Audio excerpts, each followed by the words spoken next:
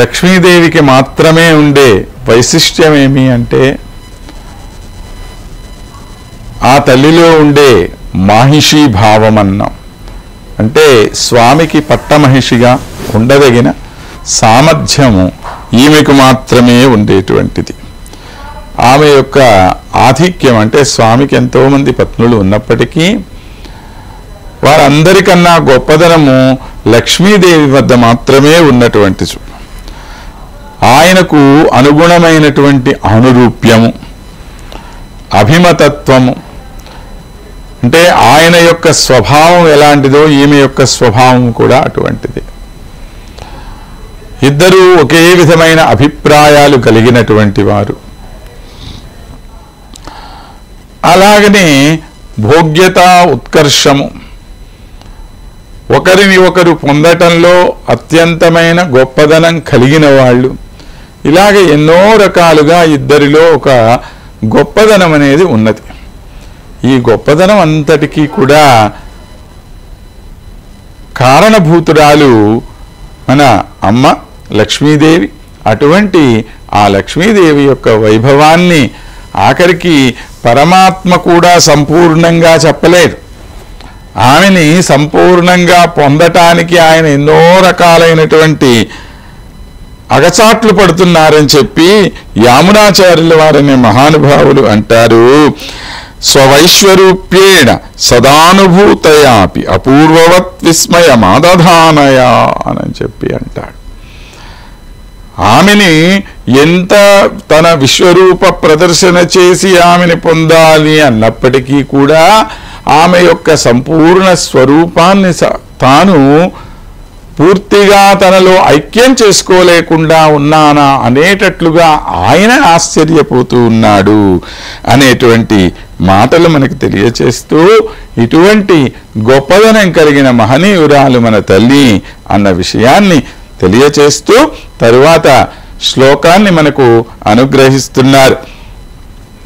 యద్యావత్తవ వైభవం తదుచిత స్తోత్రాయ దురే స్పృహా స్తోత్రం కేవయం ఇత్యదశ్చ జగృహు ప్రాంచో విరించాదయః అప్యేవం తవ దేవి వాన్ మనసయోః భాషానభిజ్ఞం పదం కావాచ ప్రయతామహే కవయతుం స్వస్తి ప్రశస్త్యై గిరాం.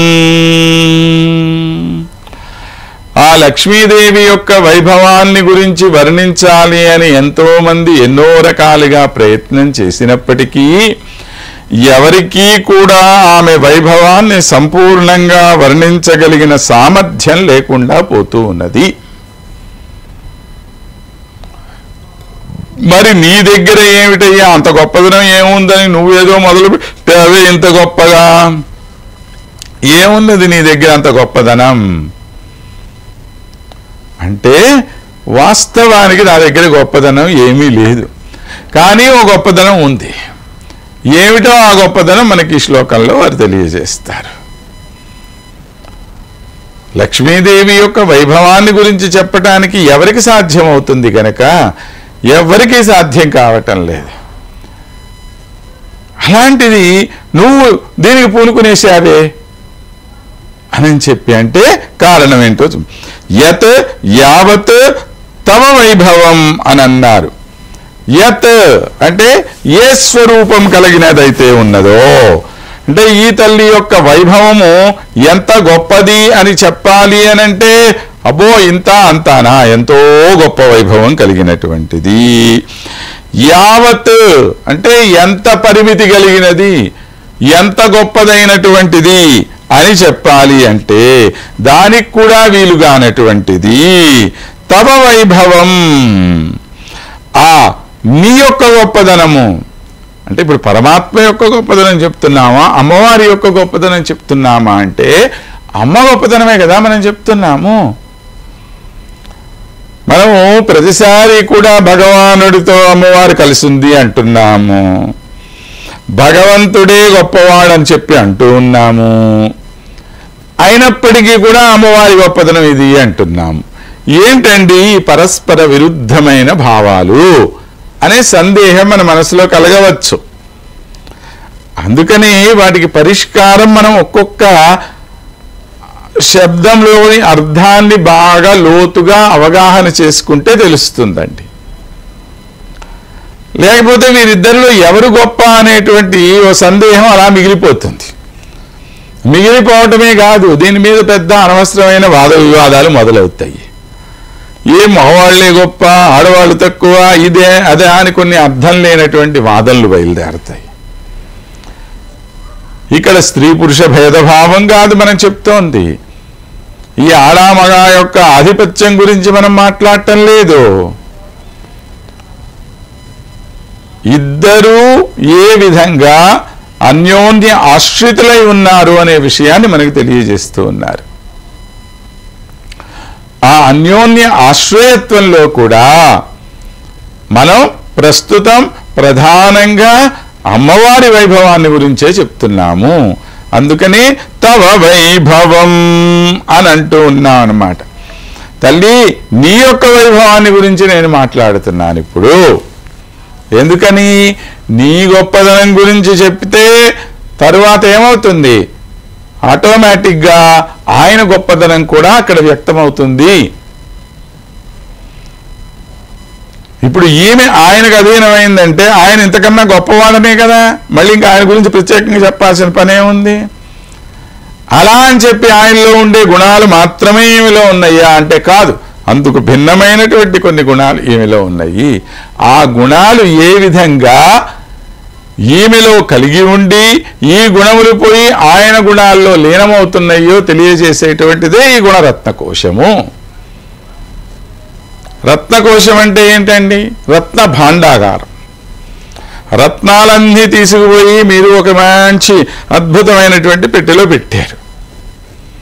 అందులో నుంచి ఒక్కొక్క దాన్ని తీసి చూస్తున్నారు. తీసి చూసిన తర్వాత అబ్బా ఇది చాలా బాగుంది, మిగతా రత్నాలన్నీ బులుగు రంగులోనూ పచ్చ రంగులోనో ఇంకో రంగులోనో ఉంటే ఇది ఎర్రగా కనపడుతున్నది, చాలా బాగుంది, అబ్బో ఆ రత్నాలన్నిటికన్నా ఈ రత్నం చాలా బాగుందిగా అని అనుకున్నావు. ఈ రత్నాన్ని చూసావు, అదే దాని లోపల పెట్టావు. ఇప్పుడు ఇంకో రత్నం తీసావు. తీసినప్పుడు ఏమైంది? ఇందాక చూసినటువంటి ఆ ఎర్రటి రత్నం కన్నా ఇప్పుడు ఈ రత్నం ఇంకాస్త గొప్పగా కనపడుతున్నది. ఇందాక అది బులుగు రంగులోనే ఉంది, పెద్ద గొప్పగా అనిపించలే. కానీ ఇప్పుడు అది తీసి చూస్తే అరే ఇది చాలా బాగుంది అని చెప్పి అనుకుంటూ ఉన్నాం. ఇలా ఏ రత్నానికి ఆ రత్నానికి ఒక వైశిష్ట్యం ఉంది. అక్కడ అన్నీ ఒక చోట ఉన్నప్పుడు ఒక అందం, ఒక్కొక్కటిగా తీసినప్పుడు మరొక అందం. ఇప్పుడు దేనిది గొప్పదనం దేనిది తక్కువదనం అని మనం ఎలా చెప్తామండి? ఈ గుణాలన్నీ రాశిగా పోస్తే ఇంకో అందం కాదా? ఆ రాశే మన అమ్మ. ఈ రాశి అంతా కూడా ఎక్కడుంది? ఈ అందమైనటువంటి పెట్టెని ఆశ్రయించుకొని ఉంది ఈ రాశి. ఆ పెట్టె అందం ఇంకొద్దిగా గొప్పగా ఉంది. ఇలాగా పరస్పర ఆశ్రితమైన విషయాలు ఇవన్నీ కూడా. కనుక మనం ఏ విధమైన సందేహం మన మనసులో రావాల్సిన అవసరం లేదు. ఏ గుణానికి ఆ గుణానికి ఉన్న గొప్పతనం మనం తెలుసుకోవటమే ఇక్కడ ప్రధానమైన విషయం. కనుక యద్యావత్తవ వైభవం అని అన్నాం. అటువంటి గొప్ప వైభవాన్ని గురించి స్తోత్రాయ దురే స్పృహ, ఆ స్తుతించటానికి మాకు ఏ విధమైన యోగ్యత లేదు అంటల్లా ఆయన. స్తుతించాలి అనే ఆశ ఉన్నప్పటికీ కూడా అంటున్నాడు స్తోత్రాయ దూరే స్పృహ. స్తుతించాలి అనే కోరిక, స్తుతించటం కొరకు కోరిక, స్పృహ, ఆ కోరిక ఉందన్నమాట. ఈ కోరిక మనం ఆశపడుతూ ఉన్నాం. అంటే ఒక గొప్ప వస్తువు ఏదైనా ఉందనుకోండి, అది పొందాలని ప్రతివాడికి ఉంటుందిగా. ఒక కోహినూరు వజ్రం ఉంది, ఎవడు కోరుకోడు నాకు కోహినూరు వజ్రం కావాలి అని? అందరూ కోరుకుంటారు, మనం కోరుకుంటున్నాం. కోరుకున్నంత మాత్రాన్ని దొరికేస్తుందా అందరికీ? అది దొరకదు కదా. దొరకదు అని చెప్పి కోరుకోకుండా ఊరుకుంటున్నారా ఎవరన్నా? లేదుగా. ఓ మంచి బాగా గొప్ప సౌందర్యవదైనటువంటి ఒక అమ్మాయి ఉందనుకోండి, ఈ అమ్మాయి నాకు భార్య అయితే బాగుండే చూసిన ప్రతివాడు అనుకుంటాడు. అనుకున్నంత మాత్రాన వాడు అందరికీ ఈ అమ్మాయి భార్య అవుతుందా ఏమన్నానా? అవ్వదుగా. అలా అని కోరుకోకుండా ఎవడన్నా ఉంటాడా? చూసిన ప్రతివాడు కూడా అబ్బా నాకు దొరికితే బాగుండు, నాకు దొరికితే బాగుండు అనుకుంటాడు. అలానే ఒక వజ్రము గొప్పగా ఉంటే మనందరం ఏం కోరుకుంటున్నాం? నాకు దొరికితే బాగుండు, నాకు దొరికితే బాగుండు అనుకుంటూ ఉంటాం. కోరిక ఉండటంలో తప్పు లేదు, కానీ అది సులభంగా తీరే కోరిక కాదమ్మా అని ఆ పదాలు చూడండి ఎంత చక్కగా ప్రయోగిస్తారో. స్తోత్రాయ స్పృహ అని పెట్టి మధ్యలో ఏం పెట్టారు? దూరే అనే మాట పెట్టారు. అంటే నిన్ను స్తుతించాలి అనేటువంటి ఈ కోరిక చాలా దూరంగా ఉందమ్మా అంటే మేము చెయ్యలేం తల్లి ఇది అని చెప్పటం.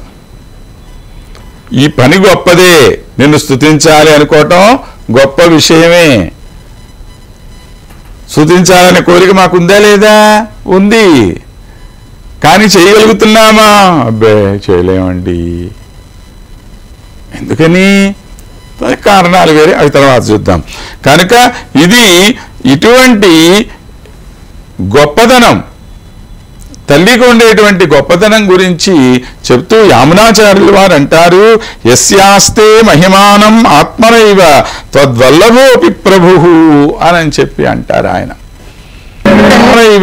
త్వద్వల్లభోపి ప్రభు అని చెప్పి అంటారు ఆయన. తల్లి నీ యొక్క గొప్పదనాన్ని నీ ప్రియుడైన ఆ స్వామి కూడా తెలియలేకుండా ఉన్నాడు. ఆయన్ని సర్వజ్ఞుడు అంటాం కదా మనం, సర్వం సహా చక్రవర్తి అంటూ ఉన్నాం కదా, ఆయన్ని సర్వజ్ఞాని అని అంటున్నాం కదా. ఇన్ని విషయాలు తెలిసిన ఇంత మహాజ్ఞాని అయినటువంటి ఆ పరమాత్మే నీ యొక్క గొప్పదనాన్ని గురించి సంపూర్ణంగా వర్ణించగలిగిన సామర్థ్యం సరిపోకుండా ఉన్నాడమ్మా. ఇక సాధారణమైన మేమెక్కడ నిన్ను స్తుతిస్తాము? అంతంత గొప్పవాళ్లే చేయలేనటువంటి పని సాధారణమైన మేమెక్కడ చేయగలిగాం కదా, అది మనకు చెప్తూ ఉన్నారనమాట.